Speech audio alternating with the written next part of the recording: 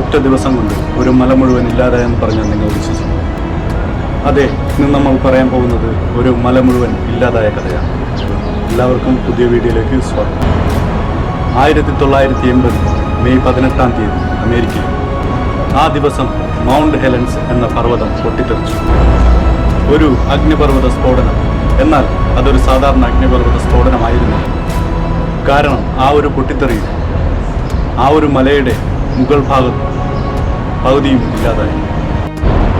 ഈ വലിയ സ്ഫോടനത്തിന് മുമ്പായി പല ആഴ്ചകളിലും അവിടെ ചെറിയ തോതിലുള്ള ഭൂകമ്പങ്ങൾ റിപ്പോർട്ട് ചെയ്യപ്പെട്ടിരുന്നു.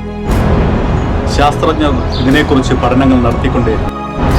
പക്ഷേ ആർക്കും അറിയില്ലായിരുന്നു എന്താണ് വരാനിരിക്കുന്നത്. 5.1 തീവ്രത രേഖപ്പെടുത്തിയ അതിശക്തമായ ഭൂകമ്പം 1980 മെയ് 18 രാവിലെ. ആകാശം തെളിഞ്ഞതായിരുന്നു. അടുത്തുള്ള വനപ്രദേശം നിശബ്ദമായി കാണപ്പെട്ടു. പെട്ടെന്നാണത് സംഭവിച്ചത്. ഒരു വലിയ സ്ഫോടനത്തോടെ സെന്റ് ഹെലൻ എന്ന പർവ്വതത്തിൻ്റെ നോർത്ത് സൈഡ് പൂർണ്ണമായും തകർന്നു. ഇമാജിൻ ചെയ്യൂ, ഒരു മൗണ്ടൻ വലിയൊരു സ്ഫോടനത്തോടെ അതിൻ്റെ പകുതി തകർന്നു പോകുന്നു. സാധാരണ അഗ്നിപർവ്വത സ്ഫോടനങ്ങൾ നടക്കുന്നത് അപ്വേർഡ്സ് ആണ്. ഇവിടെ സെന്റ് ഹെലൻ എന്ന പർവ്വതം പൊട്ടിത്തെറിച്ചത് സൈഡ് വൈസ് ആണ്.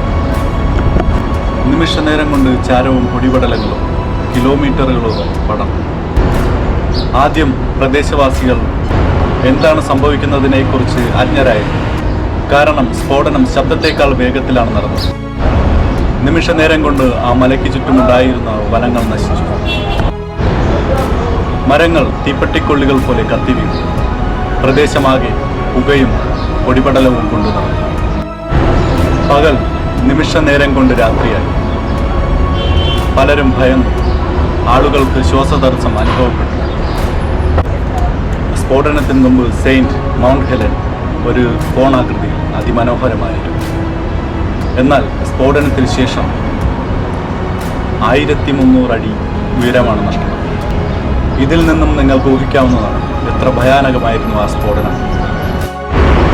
ഇൻട്രസ്റ്റിംഗ് ഫാക്ട് എന്തെന്നാൽ scientist David Johnson mount Saint Helen observe ചെയ്തിട്ട് അവിടെയുണ്ടായി.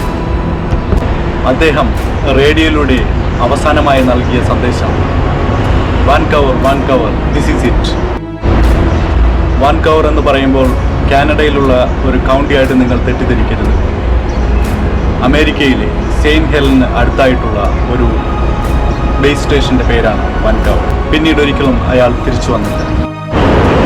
സയൻറ്റിസ്റ്റ് മിസ്റ്റർ ഡേവിഡ് ജോൺസൺ മരിക്കുന്നതും ഇതേ മൗണ്ട് സെയിന്റ് ഹെലൻ്റെ സ്ഫോടനം. നമ്മൾ മനുഷ്യർ സിറ്റികൾ നിർമ്മിച്ചു, നല്ല ഗതാഗത മാർഗങ്ങൾ നിർമ്മിച്ചു, എന്തിന് ടെക്നോളജികൾ ക്രിയേറ്റ് ചെയ്തു.